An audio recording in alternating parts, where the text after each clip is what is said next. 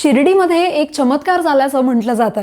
मुलाला एका डोळ्यानं दिसत नव्हतं, मात्र शिर्डीला जाऊन साईबाबांचं दर्शन घेतल्यानंतर मुलाला दृष्टी मिळाली आणि दुसऱ्या डोळ्यानंही दिसू लागलं, असा दावा एका कुटुंबाचा आहे. उत्तराखंडचं एक कुटुंब शिर्डीतील मंदिरात दर्शनासाठी आलं होतं. त्यांच्या मुलाला जन्मापासूनच एका डोळ्यानं दिसत नव्हतं, मात्र द्वारकामाईत आम्ही आलो आणि मुलाला दिसू लागलं, असा दावा त्या मुलाच्या आई वडिलांनी केलाय.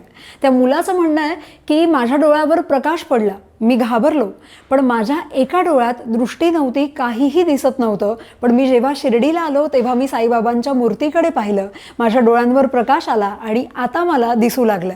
शिर्डीत झालेल्या कथित चमत्काराबाबत एक व्हिडिओ व्हायरल झालाय, पण या कथित चमत्काराला थारा देऊ नये असं म्हणत अंधश्रद्धा निर्मूलन समितीनं यावर सवाल उपस्थित केलेत.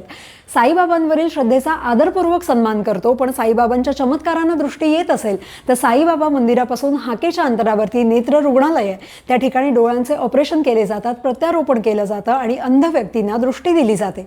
साईबाबांच्या चमत्काराने जर दृष्टी येत असेल तर संस्थांनी ते नेत्र रुग्णालय बंद करावं आणि तिथे आलेल्या दृष्टीहीन रुग्णांना मंदिरात पाठवावं, त्यांना दृष्टी मिळवून द्यावी असं आम्ही आवाहन करतो, असं म्हणत अन्नीसनं हा कथित चमत्काराचा दावा फेटाळून लावलाय. याशिवाय अंध असलेले 5 भक्त आम्ही तुमच्याकडे देतो, त्यांना साईबाबांच्या चमत्काराच्या माध्यमातून दृष्टी द्यावी. असं जर झालं आणि त्यांना दृष्टी मिळाली तर आम्ही 21 लाख रुपयांचं पारितोषिक संस्थानाला देऊ आणि आमची चळवळ ही बंद करू, असं आव्हानही अन्नीसनं दिलंय. आणि असे खोटे चमत्कार फिरवू नये असा इशाराही अन्नीसनं साई संस्थानाला दिलाय. या अशा चमत्कारांबद्दल तुमचं मत कमेंटमध्ये नक्की सांगा आणि लगावतीला फॉलो करायला विसरू नका.